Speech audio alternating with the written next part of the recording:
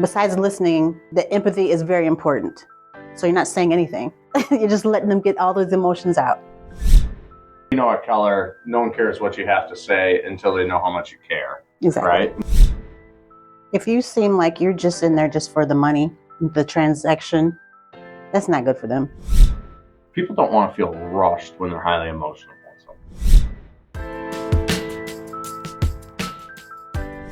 All right, Lori, so you've had some recent seller experiences where there's an emotional connection to the property. Yes. And one of the things that we know is a lot of times in real estate, a life event is what's causing a purchase or a sale, right? And so that tends to bring a lot of emotion into the transaction. So we want to go and discuss a framework of how do we handle highly emotional situations, whether it's a buyer or a seller. Okay. Is that fair? Yes. Yeah. Okay. So what would you say the first thing as an agent, or really anyone in this type of scenario when you're working with someone who's highly emotional about something specific, what would you recommend the first thing someone should do? One of the most important things is listen.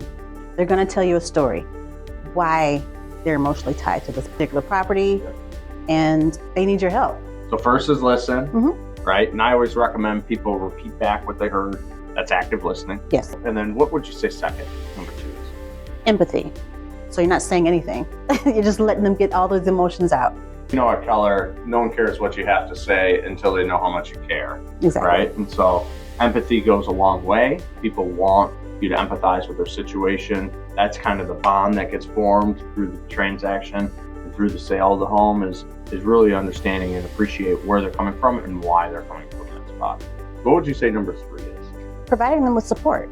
So providing support can be things to make their life easier. Maybe they need a vendor for something, or maybe we can concierge certain specific things around their sale or their purchase to just make life a little bit easier for them because they have so many things potentially coming at them. I think of deaths, for instance, and they're selling mom and dad's house or something to that nature. How do we make this process as seamless and efficient and effective for them because they're dealing with so many moving parts, plus a lot of times siblings and what kind of things that roll into the sale. The easier we can make it for people, the better. What'd you say the next one is? Be patient. If you seem like you're just in there just for the money, the transaction, that's not good for them. People don't want to feel rushed when they're highly emotional.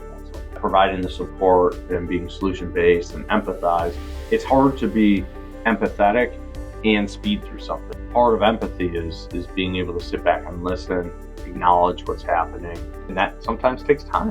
What else would you recommend? Offer them solutions. Offer solutions along with future set. We're educating them about what's to happen into the future, and then we're bringing the solutions right alongside it as to how we'll handle that should these things happen. I recently read a stat, and I know some stats are made up, but 85% of what people think about when they're thinking about the future never happens. We want to present future set potential scenarios that'll pop up and just let them know that should these scenarios arise, we've got this. Right? And one of the most important things that I love is maintaining communication. So what do you think maintaining communication looks like? Is that weekly, daily, hourly, or is it kind of like mutual agreement? Set that up in the beginning. Let the seller know what to expect from you as their realtor. Yeah, I agree with that. And always tell them, hey, listen, if you want to reach out faster, that's fine. That said, I call my sellers every Monday, right? Or whatever that is for you. And that's super important because they may have something that popped up and they're like, oh, I know Lori's calling me tomorrow. I'm going to wait till then, right? And that's one of the ways you're able to control your schedule is by clearly defining communication right up front. And people appreciate that too because they know when to expect your call. They're not wondering what's happening next. And I think the service experience all is around mutual agreement, right? Exactly. And the more you can mutually agree around something and then deliver on that, the higher you raise your level of service.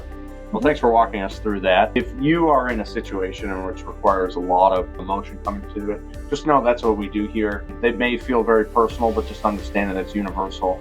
Real estate always accompanies highly emotional situations, and we're well experienced in handling that. So we'd love to talk to you, help you work through whatever you're going through, get you to the other side to help you meet your goals. Thank you.